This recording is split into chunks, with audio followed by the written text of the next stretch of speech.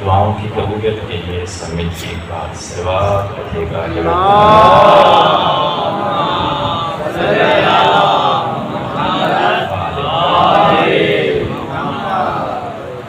انتہائی مختصر وقت میں اور آپ میرے انداز بیان سے امید ہے واقف ہو چکے ہوں گے. میں نے خطبہ پڑھنا بھی چھوڑ دیا ہے اور گفتگو کے دوران نعروں کی زحمت بھی آپ کو نہیں دیتا. میرے سننے والے مجھ کو بے ذرا خطیب کہتے ہیں، بالکل بلا تکلیف بغیر زحمت کے آپ امام ایمان سنتے رہیں گے. ہم پڑھتے ہیں جناب آدم علیہ السلام کو گزرے ہوئے 1000 سال بیت چکے ہیں. کائنات کے اندر جتنا بشر ہے یہ آدم کی اولاد ہے. تو میں آپ کے باپ کا تذکرہ کرنا چاہتا ہوں. جناب آدم کے گزرے ہوئے 1000 سال آج کے دن سے اسی وقت سے ماضی کی طرف اگر آپ گنتی شروع کر دیں 1000 سال ہوتے ہیں. ہو سکتا ہے کیلکولیٹ لے کر آپ شمار کرنا چاہیں تو شمار کی نہ کر سکیں. کتنی لمبی مدت ہے، کتنا لمبا عرصہ ہے. جتنا لمبا عرصہ، جتنی لمبی مدت میں نے آپ کو بیان کی ہے، قرآن کے اندر اس لمبے عرصے پر محیط اللہ نے ایک دشمنی کی کہانی کو بیان کیا ہے، اور وہ دشمنی ہے ابلیس اور اولاد آدم کی. اللہ فرما رہا ہے ان الشیطان لکم عدو مبین، شیطان تمہارا دشمن ہے. اللہ نے اس کو جناب آدم علیہ السلام سے سجدے کا تب اس نے انکار کیا، لاپی بنا کے اس کو بارگاہ سے نکال دیا. تو بڑا لمبا چوڑا ایک مکالمہ ہے، تفصیل آپ بہتر جانتے ہیں. اس نے جاتے ہوئے ایک دھمکی لگائی تھی، توجہ ہے، جاتے ہوئے اس نے دھمکی لگائی تھی. اور تاریخ کے بشریت کے اندر یہ وہ پہلا بندہ ہے جس نے کہا تھا مجھے کیوں نکالا. کوئی یاد ہے؟ جاتے ہوئے اس نے کہا تھا میرے مالک پروردگار، اس آدم کے سجدے کے انکار کی وجہ سے رجیم بنا کے تم نے نکال تو دیا ہے، اور کیوں نکالا کے بعد رجیم کی نوبت آتی ہے، نکال دیا ہے. اب اس دشمنی کا بدلہ میں اس کی اولاد سے لوں. یہ قرآن کی بات ہے. کیسے بدلا لوں گا؟ اس کی اولاد کو حق سے گمراہ کر کے. تو اب 2 چیزوں کا اللہ نے قرآن میں اعلان کیا ہے. نمبر 1 ابلیس تمہارا دشمن ہے. نمبر 2 دشمنی لینے کا، بدلہ لینے کا اس کا طریقہ کیا ہے؟ اولاد آدم کو حق سے گمراہ کر کے وہ اپنی دشمنی کو پورا کرتا ہے. اور یہ بات قرآن کی بات ہے. تو 1000 سال سے محیط ابلیس اور اولاد آدم کی دشمنی کی کہانیاں، اتنی لمبی مفصل تفسیر. اس کہانی کو اللہ نے قرآن کے اندر بہت سارے مقامات پر بیان کیا ہے. کہانی تو 1000 سال پہ مشتمل ہے اور دشمنی کی کہانی. لیکن میں چونکہ نجفی ہوں تو میں چاہتا ہوں صرف 3 لفظوں میں 1000 سال کی دشمنی آپ کو سنا.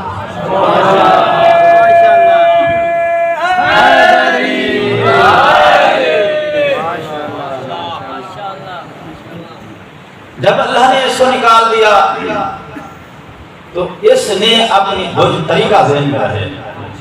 دشمنی لینے کا، بدلہ لینے کا اس کا طریقہ کیا ہے؟ حق سے گمراہ کرنا.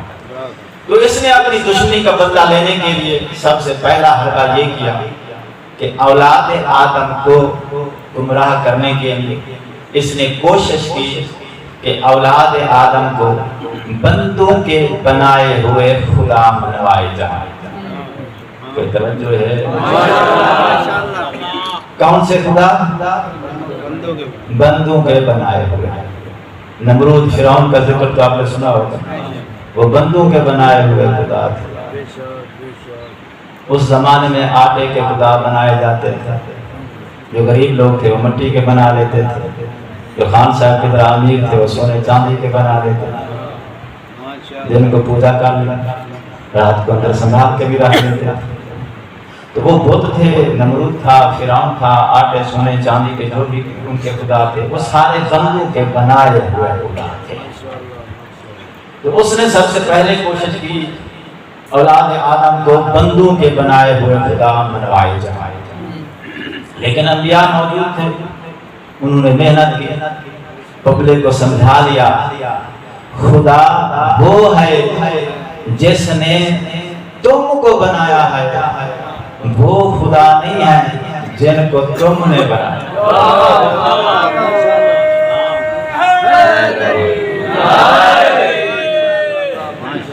خدا وہ ہے جس نے تم کو خلق کیا ہے، وہ تمہارے خدا نہیں ہے جن کو تم نے اپنے ہاتھوں سے خلق کیا۔ تو لوگوں کی اس بات کی سمجھ آ گئی، انبیاء کی محنت کامیاب ہو گئی، ابلیس ناکام ہو گیا۔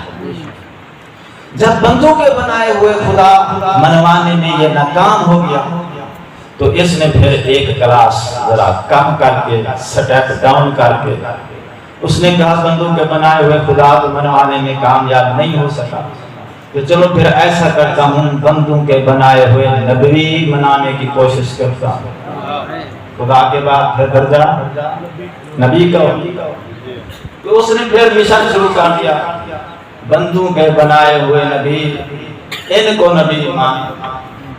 تاریخ کے اندر بندوں کے بنائے ہوئے نبی بھی آپ کو مل جائیں گے، پریشان ہونے کی ضرورت نہیں ہے۔ جو کنفیوز بیٹھے ہیں، چنیوٹ دور نہیں ہے، ربوے میں بھی ان کے ٹوٹے ہوئے دانت آج تک موجود ہیں۔ تو تاریخ کے اندر بندوں کے بنائے ہوئے نبی بھی گزر چکے ہیں، تو اس نے پھر کوشش کی کہ ان کو نبی مانو جن کو بندوں نے نبی بنایا ہے، ان کو نبی نہ مانو جو اللہ کے بنائے ہوئے ہیں۔ اور الحمدللہ نبی موجود تھے، انہوں نے پھر محنت کی، پبلک کو سمجھایا کہ نبی بندوں کے بنائے ہوئے نہیں ہوتے، نبی وہ ہوتا ہے جس کو اللہ نبی بنا۔ اس کی محنت پھر ضائع ہو گئی، کوشش ناکام ہو گئی۔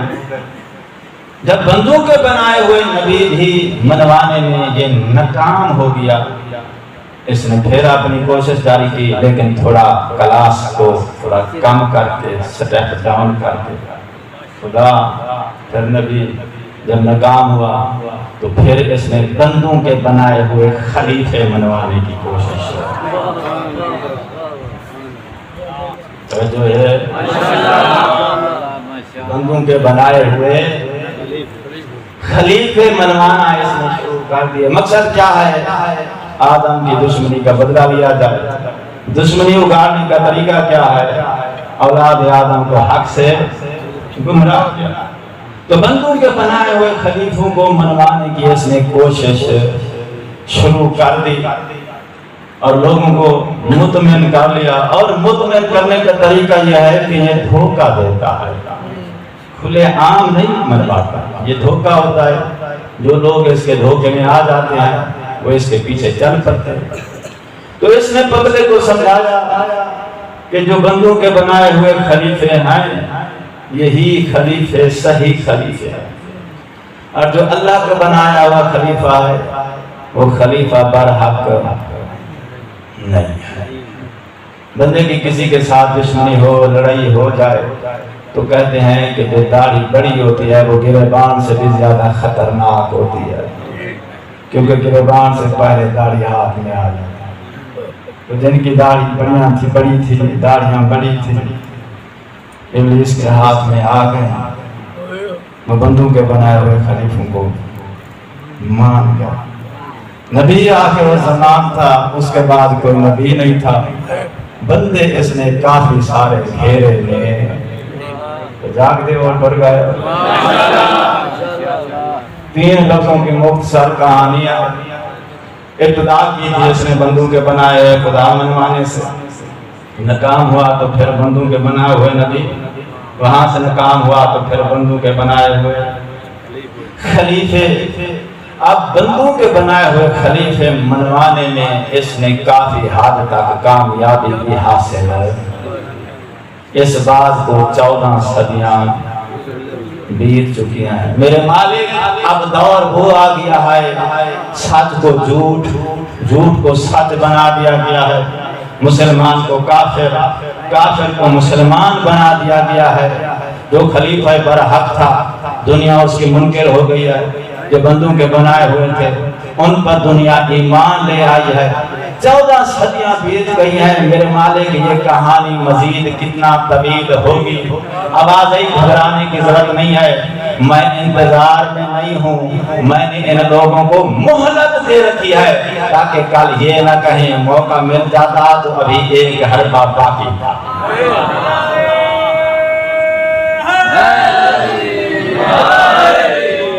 یہ لوگ اپنے تمام حربے، تمام چالیں چل لیں، تمام حربے استعمال کر لیں، ابلیس جتنی طاقت ہے استعمال کر لے، جتنا گمراہ کر سکتا ہے کر لے، ان کو جواب دینے کے لیے میں نے ابھی پردہ غیبت کے اندر محمد کے بارے میں خلیفے کو محفوظ رکھا ہوا ہے۔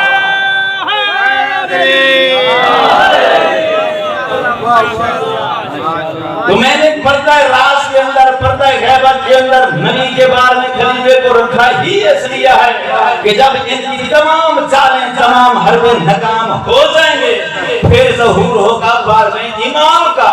اللہ پوری دنیا کو بارگاہ امام کی زیارت کرانے کے بعد دنیا کو یہ سمجھائے گا میرے مالک کہ پاک نبی کا 12واں خلیفہ ہے امام مہدی، اور پاک محمد اور 12ویں خلیفے کے درمیان 14 صدیوں کا فاصلہ ہے۔ پاک محمد کا 12واں خلیفہ 14 صدیوں کے بعد بھی آئے تو وہ اللہ کا بنایا ہوا ہوتا ہے، بندوں کا بنایا ہوا نہیں ہوتا۔ جس کا 12واں خلیفہ بندوں کا بنایا ہوا نہیں ہوتا، اس کا پہلا خلیفہ بندوں کا بنایا ہوا کیسے ہو سکتا؟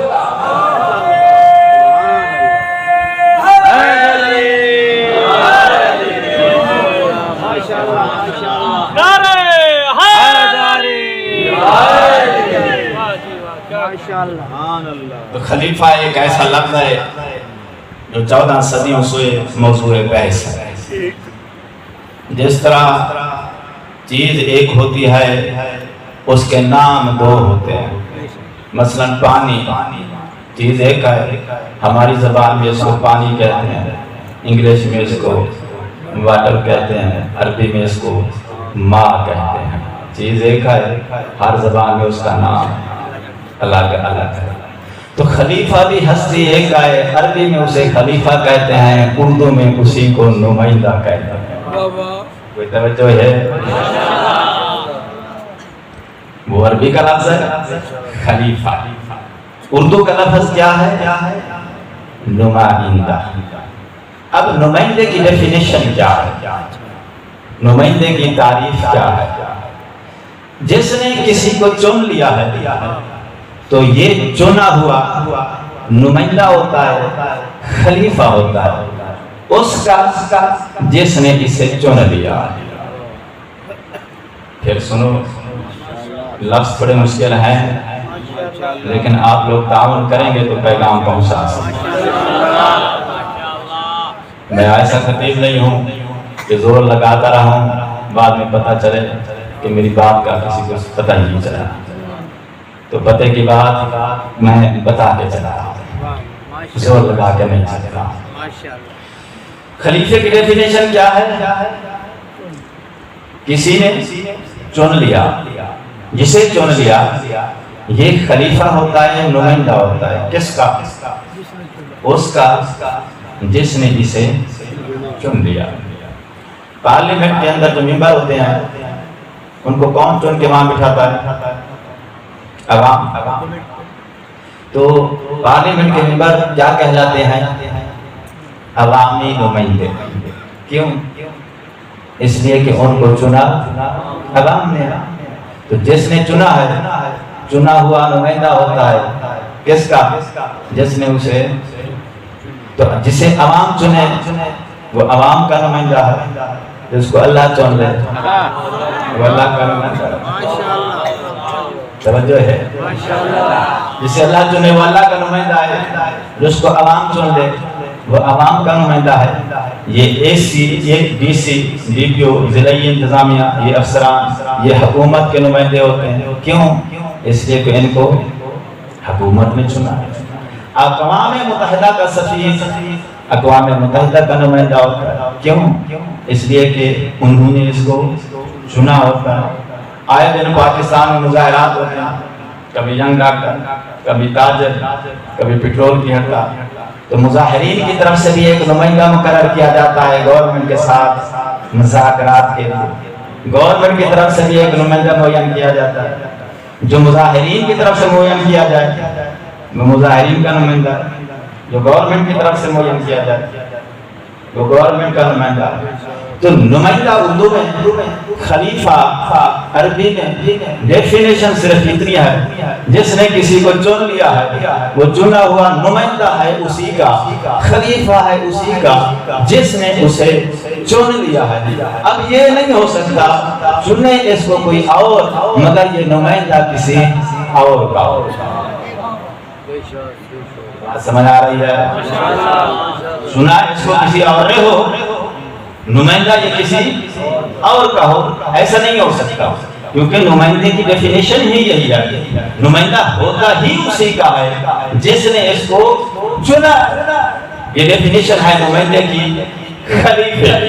تو جس نے کسی کو چنا وہ چنا ہوا اسی اپنے چننے والے کا خلیفہ ہے۔ عربی میں بولو تو خلیفہ ہے، اردو میں بولو تو نمائندہ ہے۔ طے ہو گئی بات؟ اب سنو، اس دھرتی کے اوپر 3 قسم کا نظام ہے۔ کتنی قسم کا نظام حکومت ہے؟ 3 قسم کا، ملوکیت، جمہوریت اور امامت۔ گھبرانا نہیں ہے، تھوڑی گفتگو مشکل ضرور ہے لیکن پیغام ضروری ہے۔ مضمون 2 قسم کے ہوتے ہیں، ایک مضمون ہوتا ہے علمی موضوع اور ایک مضمون ہوتا ہے 2020۔ جب رب کی رضا مقصود ہو تو پھر ہم لوگ علمی مضمون پڑھتے ہیں، جب بانی کی رضا مقصود ہو تو پھر 2020۔ سمجھ آ گئی ہے؟ تو اب مجھے پتا ہے جتنی آپ نے مجھے داد دینی ہے، اور یہ بھی مجھے پتا ہے جتنی آپ نے مجھے نیاز دینی ہے، میں خام 2020 کا مضمون شروع کر لوں، گھر سے بھی جاتا رہا ہوں، ادھر سے بھی کچھ نہ کرے، اتنا جو ہے وہ میں ججمنٹ رکھتا ہوں۔ تو مضمون علمی جوڑا ہے، سہارا دیں گے انشاءاللہ، آپ گفتگو کا مزہ آئے گا۔ کوشش کرتا ہوں جوانوں تک پیغام پہنچ جائے۔ کتنی قسم کا نظام ہے؟ ذرا دوہرا دیں، امامت، جمہوریت اور ملوکیت۔ ملوکیت میں آنے والے حکمران کا چناؤ، آنے والے حکمران کا انتخاب جانے والا حکمران کرتا ہے۔ ٹھیک ہو گئی بات؟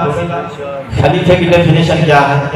جس نے چنا تو یہ اسی اپنے چننے والے کا خلیفہ ہوگا۔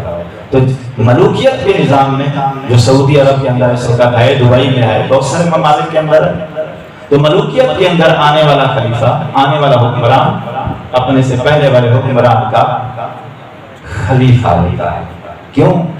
اس لیے کہ خلیفے کی ڈیفینیشن یہی ہے، جس نے چنا ہے وہ چنا ہوا اسی چننے والے کا۔ ٹھیک ہو گئی بات؟ تو ملوکیت میں آنے والے حکمران کا چناؤ جانے والا حکمران کرتا ہے۔ جمہوریت میں آنے والے حکمران کا چناؤ جانے والا حکمران نہیں کرتا۔ پاکستان میں جمہوری نظام ہے، ٹھیک ہے؟ یہاں کون چناؤ کرتا ہے حکمران کا؟ عوام کرتی ہے۔ اچھا، جب عوام کر دیا ہے تو پھر یہ حکمران عوام کا نمائندہ ہے، اپنے سے پہلے جانے والے حکمران کا نمائندہ اور خلیفہ نہیں ہے۔ پکی بات ہے نا، کیونکہ جانے والے حکمران نے تو اس کو چنا ہی نہیں، جس نے چنا ہے اسی کا یہ نمائندہ ہے۔ تو جمہوری نظام میں جو حکمران ہوتا ہے وہ نمائندہ ہوتا ہے کس کا؟ عوام کا، جانے والے حکمران کا نہیں ہوتا۔ بات سمجھ میں آ گئی ہے؟ امامت کے نظام میں حکمران کا انتخاب اللہ خدا کرتا ہے۔ اور قانون کیا ہے؟ خلیفے کی ڈیفینیشن کیا ہے؟ جس کو کوئی چن لے وہ چنا ہوا اسی کا خلیفہ ہے۔ تو اس کا مطلب یہ ہے کہ نظام امامت کے اندر جو حکمران ہوتا ہے نہ وہ پہلے حکمران کا خلیفہ ہے نہ عوام کا، وہ کس کا خلیفہ ہے؟ اللہ کا، چونکہ اس کو اللہ نے خود اپنے بندوں پہ حکمران چن دیا ہے۔ تین قسم کا نظام سمجھ میں آ گیا ہے، خلیفے کی ڈیفینیشن سب کو سمجھ آ گئی ہے۔ تین قسم کا نظام ہے حکومت ہے۔ اس اللہ کی دھرتی پر جتنے مسلمان ہیں، نظام امامت پر صرف ہم شیعوں کا ایمان ہے۔ ہمارے سوا باقی جتنے مسلمان ہیں ان کا ایمان جمہوریت پر ہے۔ وہ کہتے ہیں کہ جمہوری نظام ہی اسلامی نظام ہے۔ تو مولانا صاحب چلو مان لیا تیرے نزدیک جمہوری نظام ہی ٹھیک ہے، تیرے نزدیک جمہوری نظام ہی اسلامی نظام ہے۔ خلیفے کی ڈیفینیشن یہ ہے کہ جس نے چن لیا ہے، چنا ہوا اسی اپنے چننے والے کا خلیفہ ہوتا ہے۔ جمہوری نظام میں نئے آنے والے حکمران کا عوام چناؤ کر دیا اور وہ حکمران اپنے سے پہلے جانے والے حکمران کا خلیفہ نہیں ہوتا۔ تیرا عقیدہ یہ ہے کہ جمہوریت اسلامی نظام ہے، تیرا عقیدہ یہ ہے کہ خلیفے میں سقیفے میں جس کو عوام نے چنا تھا وہ خلیفہ برحق ہے۔ تو سقیفے میں جس کو عوام نے چنا تھا جمہوری نظام کے مطابق، خلیفے کی ڈیفینیشن کے مطابق وہ عوام کا نمائندہ ہوا۔ جمہوری نظام میں نیا آنے والا حکمران اپنے سے پہلے والے حکمران کا خلیفہ ہوتا ہی نہیں ہے۔ تو جس کو سقیفے میں حکمران چنا گیا تھا وہ کس بنیاد پہ نبی کا خلیفہ ہو سکتا؟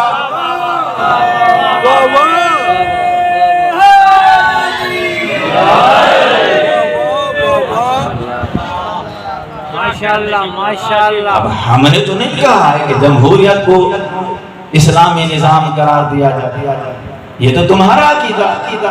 جب تمہارا عقیدہ ہے تو تمہارے عقیدے کے مطابق جمہوری نظام میں جو حکمران ہوتا ہے وہ اپنے سے پہلے والے حکمران کا خلیفہ نہیں ہوتا، وہ تو عوامی نمائندہ ہوتا۔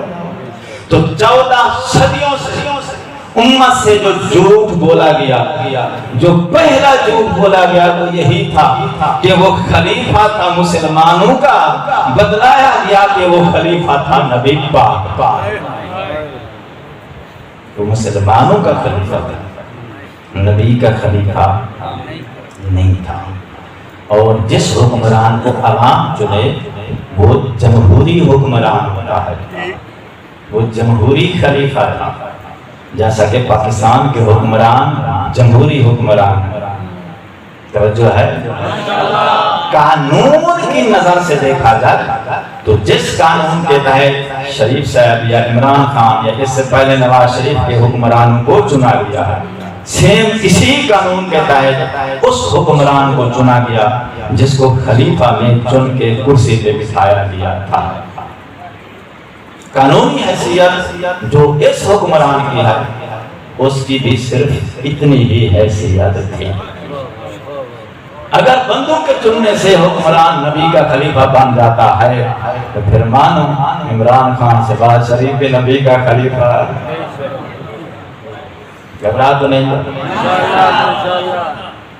جمہوری نظام اسلامی نظام نہیں ہے، کیونکہ اگر جمہوریت اسلام کا نظام ہوتا تو جمہوریت اس وقت پاکستان کے علاوہ اور بھی دنیا کے بہت سارے ممالک کے اندر رائج ہے۔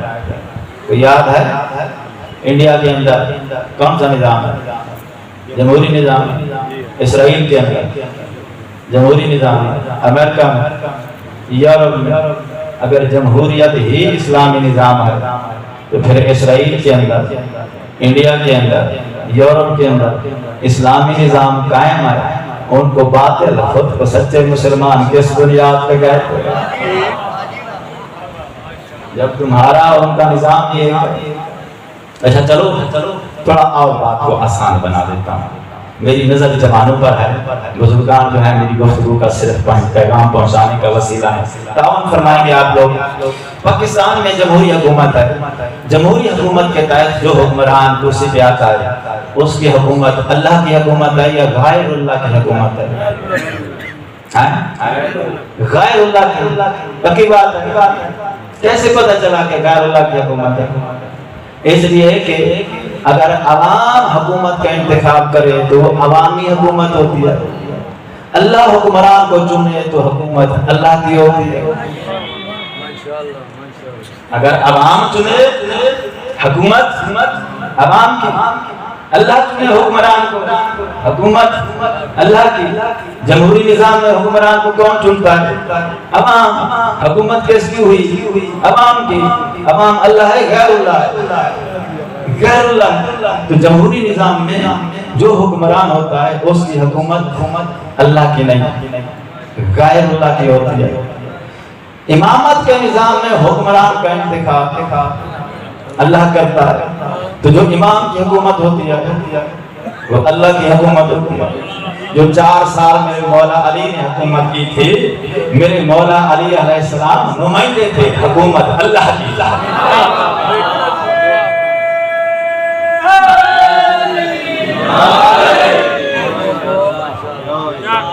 امام کی حکومت اللہ کی حکومت ہوتی ہے۔ تو اگر حکمران کا چناؤ اللہ کرے تو حکومت اللہ کی، حکمران کا چناؤ عوام کریں تو حکومت عوام کی۔ عوام غیر اللہ ہے تو جمہوری حکومت کیا ہوئی؟ غیر اللہ کی حکومت ہوئی۔ تو ہمارے مسلمان بھائیوں کا عقیدہ کس نظام پر ہے؟ جمہوری نظام پہ۔ ہمارا عقیدہ کس نظام پہ ہے؟ امامت کے نظام پہ۔ ہمارے والے عقیدے کے مطابق حکومت اللہ کی ہے، ہمارے بھائیوں کے عقیدے کے مطابق حکومت غیر اللہ کی ہے۔ وہ کہتے ہیں کہ ہمارے والا نظام حق ہے، ہم کہتے ہیں ہمارے والا نظام حق ہے۔ اب قرآن سے پوچھ لیتے ہیں، اگر قرآن کہتا ہے کہ اسلام میں غیر اللہ کی حکومت جائز ہے تو پھر مولوی سچے ہیں، اگر قرآن کہتے ہیں کہ فقط اللہ کی حکومت حق ہے تو پھر شیعہ سچے ہیں۔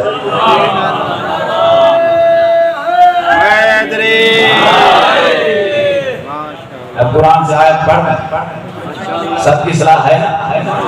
20 مرتبہ قرآن مجید کے اندر ایک ہی آیت آئی ہے، وَلِلَّهِ مُلْكُ السَّمَاوَاتِ وَالْأَرْضِ۔ زمین و آسمان کی حکومت فقط اللہ کا حق ہے۔ کیوں؟ اس لیے کہ یہ دھرتی اسی کی، یہ بندے اسی کے، رزق روزی کا وارث وہی، دکھ درد میں مددگار وہی، اس سے بہتر اس مخلوق کے حالات کو، مسائل کو، حقوق کو سمجھنے والا کوئی نہیں ہے، اور ان کے مسائل کی تدبیر کرنے والا اس سے بہتر کوئی نہیں ہے۔ تو پھر کیسے ممکن ہے یہ دھرتی اس کی ہو، یہ بندے اس کے ہوں اور ان پہ حکومت کوئی اور توجہ ہے؟ اور یہ بات میں اس لیے عرض کر رہا ہوں، حشر والے دن جہاں باقی اعمال کا حساب ہوگا وہاں حکومت کے متعلق بھی آپ سے پوچھا جائے گا۔ حشر کے دن آپ سے سوال کیا جائے گا کہ دنیا میں کس نظام حکومت پر تیرا ایمان تھا؟ جب بندہ سارے اعمال حساب کتاب دے کے فارغ ہو جائے گا پھر حکم آئے گا وَقِفُوهُمْ إِنَّهُمْ مَسْئُولُونَ، ان کو بھی روکا جائے۔ سب سے اہم سوال ابھی باقی ہے، دنیا میں جب رہتا تھا تو بتا کس نظام حکومت پر تیرا ایمان تھا؟ تو میں نے 3 قسم کے جو نظام آپ کو بتائے ہیں آپ کی سہولت کے لیے بتائے ہیں، تاکہ حشر کے دن جب آپ سے پوچھا جائے تو آپ بتا سکیں کہ ہمارا عقیدہ اور ایمان نہ جمہوریت پر نہ ملوکیت پر، غیر اللہ کی حکومت پر نہیں، ہم صرف اللہ کی حکومت پہ ایمان رکھتے ہیں۔ اب آپ کہیں گے کہ اللہ تو شہر میں بستی میں رہتا نہیں، پبلک کو معاشرے کو آنکھوں سے نظرتا نہیں، تو حکومت اللہ کا حق ہے، تو پھر وہ حکومت کا نظام کیسے چلاتا ہے؟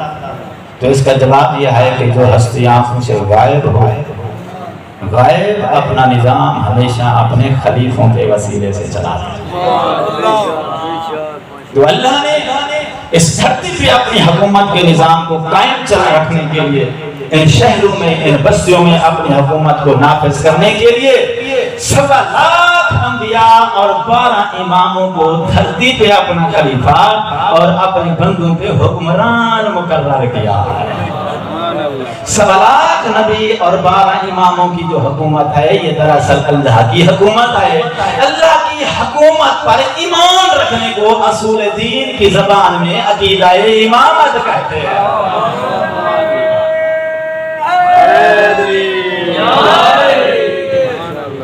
عقیدہ امامت سمجھ آ گیا ہے؟ عقیدہ امامت سے مراد کیا ہے؟ اس دھرتی پہ ان بندوں پہ حکومت کرنے کا حق صرف اللہ کا، لیکن وہ غائب ہے تو اپنی حکومت کا نظام انبیاء اور 12 اماموں کے ذریعے وہ چلاتا ہے۔ قرآن کے اندر ختم نبوت والی آیت موجود ہے، ختم امامت والی آیت موجود نہیں ہے۔ نبی پاک کی وفات سے نبوت کا تسلسل ختم ہوا ہے، نبی پاک کی وفات سے اللہ کی حکومت کا تسلسل ختم نہیں ہوتا، وہ حی القیوم ہے۔ نبی کی وفات کے بعد بھی اس دھرتی پہ ان بندوں پہ حکومت کرنے کا حق صرف اسی کا ہے۔ تو نبی کے جانے کے بعد اللہ نے حکم دیا تھا، یا ایھا الرسول بلغ، جانے سے پہلے اس دھرتی پہ ان بندوں پہ میری حکومت کے نظام کو کنٹینیو رکھنے کے لیے علی کا ہاتھ پکڑ کے نکلا۔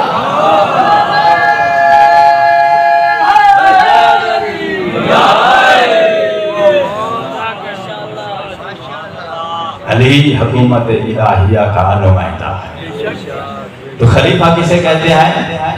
جس نے کسی کو چن لیا ہے، چنا ہوا اسی کا خلیفہ ہوتا ہے۔ میرے سامنے پڑھے لکھے لوگ تشریف فرما ہیں، سکول میں کسی زمانے میں ہم اپوزٹ الفاظ پڑھتے تھے، یاد ہے کسی کو؟ متضاد الفاظ، اپوزٹ۔ عالم کی زید اپوزٹ کیا ہے؟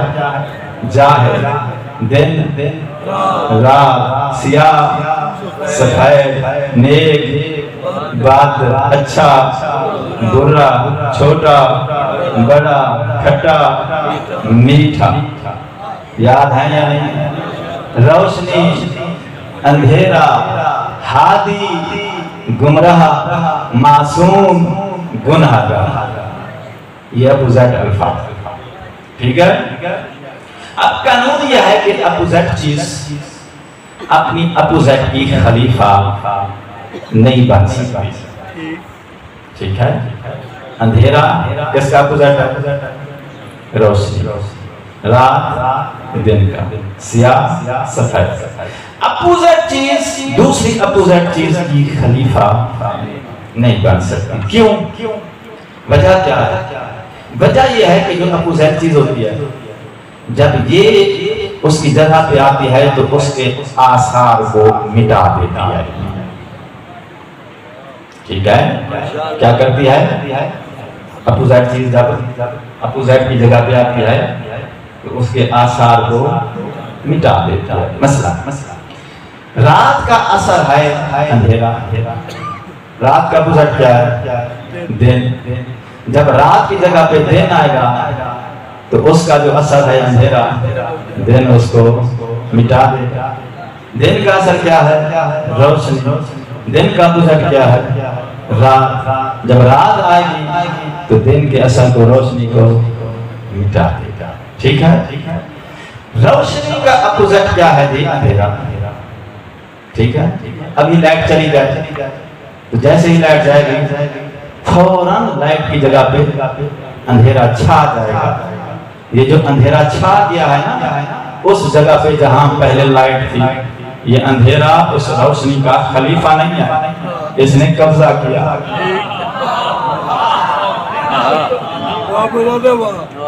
اندھیرے نے روشنی کی جگہ پہ قبضہ کیا ہے۔ کیوں؟ اس لیے کہ اگر یہ خلیفہ ہوتا تو اس کے اثر کو قائم رکھتا، اس نے آ کے اس کے اثر کو مٹا دیا۔ تو لائٹ چلی جائے تو لائٹ کی خلافت میں پھر موم بتی جلائی جاتی ہے۔ اور جو زیادہ سمجھدار لوگ ہیں وہ گھر کے اندر چارجنگ لائٹ کا انتظام رکھتے ہیں۔ خان صاحب ایسا ہے یا نہیں ہے؟ چارجنگ لائٹ کیسے ہوتی ہے؟ جیسے ہی لائٹ جائے اندھیرے کے قبضے سے پہلے روشنی پھر کنٹینیو، یہی مقصد ہوتا ہے نا۔ تو اندھیرا قبضہ کرنے سے پہلے روشنی کی لائٹ کی نیابت میں یہ چارجنگ لائٹ روشنی پھر سے لائٹ کو کنٹینیو قائم رکھتی ہے، اس کے اثر کو روشنی کو قائم رکھتی ہے۔ تو خلیفے کی ذمہ داری ہے اپنے اصل عہدیدار کی آثار کو قائم رکھنا، اور جو اپوزٹ ہے یہ کیا کام کرتا ہے؟ اس کے اپوزٹ کے آثار کو مٹا دیتا ہے۔ اس لیے اپوزٹ چیز اس اپوزٹ کی خلیفہ نہیں بن سکتی۔ خلیفہ صرف وہی چیز بنائی جا سکتی ہے جو اس کے اثر کو باقی رکھے۔ قائم ہو گئے بات؟ جاہل اپوزٹ ہے عالم کا، جاہل عالم کا خلیفہ نہیں بن سکتا۔ برا اپوزٹ ہے اچھے کا، برا اچھے کا نمائندہ نہیں بن سکتا۔ اندھیرا اپوزٹ ہے روشنی کا، اندھیرا خلیفہ نہیں بن سکتا روشنی کا۔ توجہ ہے یا نہیں؟ گمراہ اپوزٹ ہے ہادی کا، گمراہ ہادی کا نمائندہ اور خلیفہ نہیں بن سکتا۔ نبی معصوم ہوتا ہے، معصوم کا اپوزٹ ہے گناہگار۔ تو نبی کے جانے کے بعد جب قانون یہ ہے کہ اپوزٹ کی جگہ پہ خلیفہ نہیں بن سکتا، نبی معصوم ہے، معصوم کا اپوزٹ گناہگار ہے، تو نبی کے جانے کے بعد جو 40 سال بت پرستی میں آلودہ رہے، نبی کے خلیفے کیسے بن سکتے؟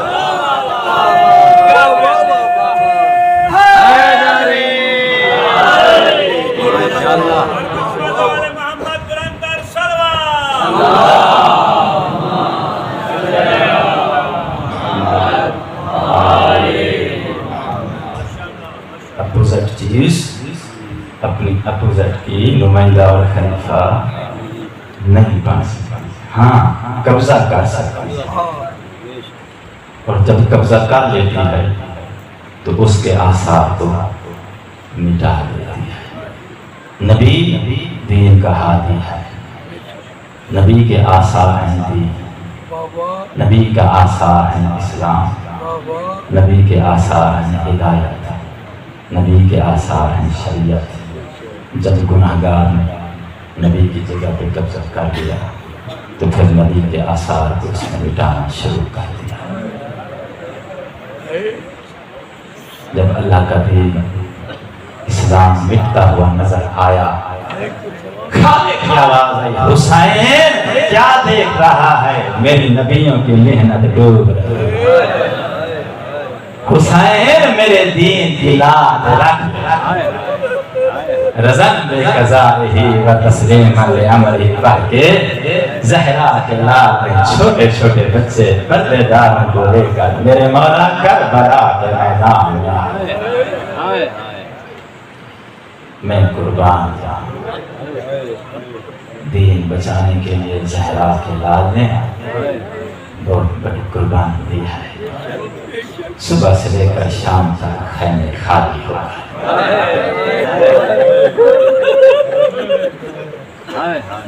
علی اصغر کی قبر پہ، چھوٹی سی قبر پہ زہرا کا لال اکیلا بیٹھا،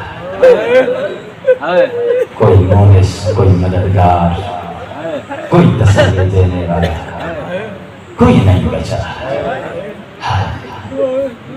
انسان کی فطرت ہے جب درد حد سے گزر جائے، بچہ ہو، جوان ہو، ضعیف ہو، पेशाब का मुंह से निकलता है, अम्मा मैं थक अजर अम्मा मौला आपके पुर से मंजूर फरमाओ। छोटी सी कब्र बना के खलीस करके बकिया की तरह मुंह करके आवाज देकर फरमाया, अम्मा मैं थक गया हूँ, अम्मा मैं बहुत प्यासा हूँ, अम्मा मेरे बच्चे प्यासे मारे गए। ज़हरा के लाल की सदा के अंदर कोई इतना दर्द था, सहरा के अंदर हर तरफ उदासी छा गई। हाफिज किफायत हुसैन मखदूम बुजुर्गान ने सुना, उन्होंने एक वाक़या नकल किया। फुरात के किनारे कोई मुसाफिर जा रहा है, मेरे मौला का हुक्मदार था, मगर किस्मत में कभी उसने मौला की ज़ियारत नहीं की थी। जब ज़हरा के लाल की उसने सदा सुनी, सफर रोकने पे मजबूर हो गया। फुरात से पानी का जाम भरा है, आवाज का ताक़ुब करते हुए मैदान के अंदर आया। देखा एक गरीब है, जख्मों पे जख्म है, तीरों पे तीर लगे हुए हैं, नेज़ों पे नेज़े लगे हुए हैं, मुद्दत का प्यासा। सलाम करने के बाद इसने जाम पेश किया है। गरीब ने जुल्फों को हटाने के बाद सर को उठाया, कौन? कहा मुसाफिर। सैयद ने रोक के फरमाया, ये नगरी मुसाफिरों की दुश्मन है, मेरी नसीहत मान, जितनी हो जल्दी हो सकता है मैदान छोड़ के दूर चला जा। आवाज देकर कहता है, मजलूम तेरी दर्द भरी सदा सुनने के बाद मजबूर हो गया हूँ, सफर रोक के तेरे लिए पानी का जाम लेकर आया हूँ, पानी तूने मांगा है। सैयद रोक के कहता है, मांगा तो मैं, फरमाया ये जाम हाजिर है, तेरे लिए पानी लेकर आया हूँ, पानी पी। मेरे मौला रोकर फरमाते हैं, पी नहीं सकता। ये रो के कहता है, मजलूम मैं जान सकता हूँ मजबूरी क्या है, पानी मांगता भी है, पी भी नहीं सकता, बता सकता है मजबूरी क्या है। जब इसने कहा बता सकता है मजबूरी क्या है, सैयद ने एक खाने की तरफ इशारा किया। सैयद कहता है, मेरी मजबूरी को समझना है तो उस खाने के अंदर जा, कोई मंजर तुझे नजर आएगा, हो सकता है मेरी मजबूरी तुझे समझ आ जाए। ये मुसाफिर चलता हुआ इशारे के मुताबिक उस खाने में आया, क्या देखा? 18 साल का करियर जवान, गुलाबी चेहरा है, यूसुफ से ज्यादा हसीन है, और इसके सीने में नेज़े का सुराग। जवान की जवानी देखने के बाद इसके हाथों से जाम गिर गया है, मुंह पे इसने मारना शुरू किया है, रोता हुआ वापस आया है, रो के कहता है, गरीब तूने मेरा दिल दुखाया है, पहले दुआ मांग, जिस जवान की लाश देख कर आया हूँ दुआ मांग, इसके मरने से पहले इसका बाप मर गया, दुआ मांग, इसकी मौत से पहले इसकी माँ मर चुकी, जिसकी जवानी देखकर मौत मैं बर्दाश्त नहीं कर सका, इसका बाप इसकी माँ कैसे बर्दाश्त करेगी। लेकिन मैंने राज नहीं समझा, मजबूरी नहीं समझी। सैयद कहते हैं, अगर मजबूरी नहीं समझी है तो फिर सुन, जिस जवान की लाश देख कर आया है मेरा जवान बेटा, अपने हाथों से मैंने खुद सवार करा के मैदान भेजा। मुसाफिर रोक के कहता है, क्या मजबूरी थी ऐसे हसीन जवान को मौत की तरफ भेजने की? लोग कहते हैं, नाने का दीन नहीं कटता, घबरा गया, कहते मैं समझा नहीं, कहते पानी पी। सैयद कहता है, इतना जवान मराने के बाद आप अंदाजा कर पानी पी सकता है? उसके बाद सैयद ने एक छोटी सी कब्र की तरफ इशारा किया। सैयद फरमाता, जब मैं अकबर के सीने से नेज़ा निकाल रहा था, मेरा जवान मेरे हाथों में पानी मांगता दुनिया से चले। ये मेरे 6 महीने के लाल की कब्र, उम्मा से पानी का सवाल किया था, जवाब में तीर मिला है, हाथों पे तड़पता हुआ मेरा 6 माह का लाल मेरे हाथों पे ज़िबा हो गया। अब इंसान का ऐसा बाप भी पानी पी सकता है? मुसाफिर रोक के कहता है, मैंने तेरे जज्बात समझ लिया, मैं समझ सकता हूँ मजबूरी क्या है, बाप इतना हसीन जवान मराने के बाद पानी नहीं पी सकता, लेकिन मुझे ये बता जब पी नहीं सकता तो फिर पानी मांगता क्यों है? सैयद रोकर कहता है इत्माम हुज्जत के लिए मांगा। जब इत्माम हुज्जत का नाम सुना ये घबरा गया है, घबरा के कहता है इत्माम हुज्जत करना ये नबी का काम है या इमाम का काम है? नबी आखिर ज़मान गुजर गया, बदला कौन सा इमाम है? रोकर फरमाते हैं हाल तारीफ मोहम्मद को जानता है। बिस्मिल्लाह पढ़ के ये कहता है जिस मोहम्मद का तूने नाम लिया है मैं उसी का कलमा पढ़ता हूँ, मुसलमान हूँ। मेरे मौला रोकर फरमाते हैं अगर तू मुसलमान है, मोहम्मद का कलमा पढ़ता है तो फिर मुझे पहचान, मैं उसी मोहम्मद का छोटा बेटा हुसैन। जब हुसैन का नाम सुना मुंह में रो के कहता है हाय मेरी किस्मत, मैंने मौला आपकी जिंदगी में कभी जियारत नहीं की थी। तकदीर ने तेरी जियारत का शर्फ मुझे उस वक्त अता किया है जिस वक्त मेरे मौला तेरा घराना उजड़ गया है। मुझे अल्लाह ना भुलाए, मैंने सुना है अकबर की रेशमी खूबसूरत नसें फूट चुकी है। जिस जवान का जनाजा देख कर आया हूँ कहीं अकबर तो नहीं है। मेरे मौला रोकर फरमाते हैं तूने ठीक पहचाना है। मुसाफिर मातम करके कहता है दरिया फुरात के किनारे से आया हूँ, रास्ते में एक बाजू कटी हुई मैयत देख के आया हूँ। मौला अल्लाह ना भुलाए कहीं वो अब्बास तो नहीं है। रोकर फरमाते हैं मुसाफिर मैं उजड़ गया हूँ, मेरा अब्बास मारा गया है, मेरा अकबर मारा गया है। ये मोमिन मेरे मौला के कदमों में गिर गया है, हाथ जोड़ के कहता है ज़हरा गलाल करीम इब्ने करीम एक बार इजाजत दे, जिस खाक में अकबर का खून मिल गया है अकबर पर मैं अपनी जान को फिदा कर दूं। मेरे मौला रोकर फरमाते हैं मैं इमाम हूँ, जो मैं जानता हूँ वो तू नहीं जानता।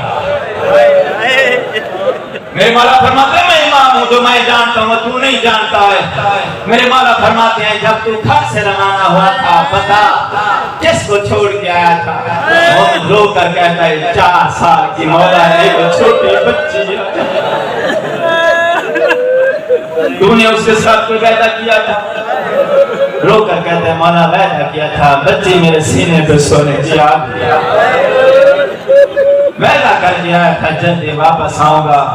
मेरे मौला फरमाते हैं मैं इमाम हूँ, इमाम हर रात से वाकिफ होता है। तेरे जाने के बाद तेरी जुदाई में तेरी बेटी बीमार हो गई है, मैं सैयद हूँ, मेरा दिल गवारा नहीं करता, तुझे मौत की इजाजत दूं। तेरे जाने के बाद तेरी बेटी जिंदगी भर दरवाजे पे इंतजार करती करती मर जाए। इमाम होकर हुक्म देता हूँ मैं तेरे कलमे पे राजी हूँ, तेरी जन्नत का मैं जामिन हूँ, जा वापस चला जा। तेरी रोती हुई बेटी दरवाजे पे तेरा इंतजार कर रही है। इमाम का हुक्म मान के मोमिन मैदान से चला गया, ज़हरा का लाल मक्तल में आ गया, सारा मजमून छोड़ दिया है। चाहता हूँ कि 2 कुर्सी के लिए 2 आंसू आ जाए, जो आंख अभी तक खुश्क है, जिंदगी का पता नहीं, ज़हरा का लाल मक्तल में आ गया है। जिसको उम्मत की बेटियों का इतना एहसास था उसकी अपनी सगी बेटी 70 कदम पे ज़रबे गिर, फूफियों ने सकीना को उठाया हुआ है। 70 कदम के फासले पर ज़हरा के लाल का जिस्म तीरों पर मुअल्लक है। सकीना ने रोकर कहा फूफी अम्मा इजाजत दे, मक्तल जाके एक बार अपने बाबे को गले लगा के मिल। फूफी ने रोकर फरमाया सकीना हर तरफ तलवारें हैं, तीर चल रहे हैं, कोई खतर माहौल है, अमानत दे के गया है हुसैन, तुझको इजाजत नहीं दे सकती। बीबी ने रोकर फरमाया 4 साल की शहजादी, छोटे छोटे हाथ पता नहीं कैसे जोड़ के इजाजत मांगी होगी। बीबी रोकर कहती है फूफी अम्मा मैंने सुना है किसी जंग में नाने मोहम्मद के रुखसार जख्मी हुआ था, ये सच है? बीबी फरमाती है हाँ सकीना सच है। फरमाया सुना है जब दादी ज़हरा को पता चला कि बाबा का रुखसार जख्मी हो गया, तदहीर की चादर पहन के जख्मी बाबे के अयादत के लिए मैदान में गई थी। हाँ सकीना ये बात सच है। 4 साल का सन शहजादी का लोग कहते फूफी अम्मा दादी ज़हरा को इसलिए इजाजत थी वो नबियों के सुल्तान की बेटी थी, मुझे इसलिए नहीं जाने देती, मैं गरीब की बेटी। फूफी मैं एक बार इजाजत दे, मैं बाबे के जाके तीर निकालूंगी। رو کر فرمایا سکینہ اجازت دے رہی ہوں لیکن یاد رکھنا تیری منزل کربلا نہیں، تیری منزل شام۔ فوجوں کے درمیان سے راستہ بنا کے 4 سال کے بطول نے سفر طے کرنا شروع کیا ہے۔ بھیڑ کی وجہ سے معصومہ کو راستہ نہیں مل رہا ہے۔ ایک سپاہی سے پوچھا یا شیخ حال رائے داری، شیخ کہیں میرے بابا کو دیکھا ہے؟ ظالم نے دیکھا حسین کی بیٹی باپ کو ملنے جا رہی ہے۔ کوئی عدل رسالت ایسے اندازے میں ادا کیا، معصومہ زمین پہ گر گئی۔ تینوں پہ معلق میرے مولا نے جب معصومہ کو تماچا لگتے ہوئے دیکھا، بے بس میرے مولا کا رخ آسمان کی طرف مڑ گیا ہے۔ آواز دے کر فرمایا میرے مالک میری غربت دیکھ، ایک زمانہ تھا میں کم سن تھا، میرے کم سنی میں ایک ظالم نے میری آنکھوں کے سامنے میری ماں زہرا کو تماچا مارا تھا۔ میرے مالک آج میرے 4 سال کی چھوٹی بیٹی ہے، میری غربت دیکھ میری آنکھوں کے سامنے ظالم میری 4 سال کی بیٹی کو تماچا مار رہا ہے۔ ایک روایت کے مطابق اللہ کے حکم کے مطابق سکینہ کو راستہ ملا ہے، دوسری روایت کے مطابق ذوالجناح نے راستہ بنا کے دیا ہے۔ سکینہ باپ کو ملنے آئی ہے۔ زمانے کا دستور ہے بچے جب قریب آئیں تو دوڑ کے گلے لگتے ہیں۔ دوڑ کے سکینہ آئی تو ہے باپ کے چاروں طرف کوشش کی، گلے لگانے کی جگہ نہیں ملی ہے۔ معصومہ کے ہاتھ چھوٹے تھے، تیروں کی کانیاں لمبی، بابا آخری بار ملنے آئی ہوں۔ میرے مولا نے سینے سے تیر نکالنے کے بعد جگہ بنائی ہے، معصومہ کو آخری بار گلے لگایا ہے۔ جی بھر کے بیٹی نے ابھی بابے کو ملا نہیں تھا، قاتل خنجر لے گیا۔ حسین بیٹی کے سامنے ذبح ہونا ہے یا بیٹی کو خیمے بھیجے گا؟ سید رو کر کہتا ہے ظالم میرا چھڑانے والا کوئی باقی نہیں رہا ہے، میری بہن پردے دار ہے، تیرا ظلم دیکھ کر بہر آنے والی نہیں ہے، جلدی کس بات کی ہے؟ چند لمحے میری بیٹی کو ملنے تو دے۔ ظالم نے کوئی حیا نہیں کیا ہے۔ میرے مولا مجبور ہو گئے ہیں۔ بی بی فضا کو آواز دے، اما فضا آؤ سکینہ کو لے جاؤ۔ تاریخ یہ کہتی ہے کہ بی بی فضا لے کر سکینہ کو جا رہی تھی، ابھی 40 قدم کا فاصلہ طے کیا ہے، زمین کربلا میں زلزلہ آنا شروع ہوا ہے۔ عزاداروں مجھے معاف کرنا، اس لعین نے پہلی ضرب چلائی ہے۔ نشانہ لے کر جب اس نے پہلی ضرب چلائی، یہ کہتا ہے میں نے پورا زور لگا کے نشانہ بنا کے ضرب چلائی تھی، لیکن مجھ کو ایسے محسوس ہوا کہ ملائکہ اور کوئی غیبی طاقت نے آ کے میرے خنجر کو پکڑ کے ہٹا دیا ہے، میرے وار کھٹا دیا ہے۔ میں نے دیکھا غریب کے لب متحرک تھے، میں نے سمجھا کہ حسین بد دعا دے رہا ہے۔ میں نے کان قریب کیے تو آواز آ رہی تھی نانا میری گردن سے گردن تو ہٹا دے، نانا میں راضی ہوں، نانا گردن ہٹا، اجازت دے میں سجدہ مکمل کروں۔ یہ کہتے میں نے دوسری ضرب چلائی، میرا دوسرا وار خطا گیا، غریب کے لب متحرک تھے، میں نے کان قریب کیے تو پھر آواز آ رہی تھی بابا تو شیر خدا ہے، اجازت دے میں سجدہ ادا کروں، بابا اجازت دے میں وہ سجدہ کا ادا کروں جس کا میں نے اللہ سے عالم راہ میں وعدہ کیا تھا۔ یہ ظالم کہتا ہے میں نے تیسری ضرب چلائی ہے، جب تیسری ضرب خطا گئی، غریب کے لب متحرک تھے، میں نے کان قریب کیے تو آواز آ رہی تھی۔ مشکل وقت میں بھائی بھائی کے کام آتے ہیں۔ حسن میں راضی ہوں، میری گردن سے گردن ہٹا، میں سجدہ مکمل کروں۔ یہ لعین کہتا ہے جس وقت میں نے چوتھی ضرب چلائی، کاش میں نے غریب کی آواز کو نہ سنا ہوتا۔ آواز آ رہی تھی اماں میں راضی ہوں، میری گردن سے گردن کو ہٹا۔ اماں در خیام میں کھڑے کھڑے میری بہن تھک چکی ہے، اماں اجازت دے میں سجدہ مکمل کروں۔ اِنَّا لِلَّهِ وَإِنَّا إِلَيْهِ رَاجِعُونَ۔ سَيَعْلَمُ الَّذِينَ ظَلَمُوا أَيَّ مُنقَلِبٍ يَنقَلِبُونَ وَلَعْنَةُ اللَّهِ عَلَىٰ أَعْدَائِهِمْ وَيَوْمِ أَجْمَعِينَ۔ میرے مالک ہماری اس قریب سے عبادت کو اپنی بارگاہ میں قبول فرما۔ میرے مالک ہمارے صغیرہ و کبیرہ گناہ معاف فرما۔ میرے مالک ہمارے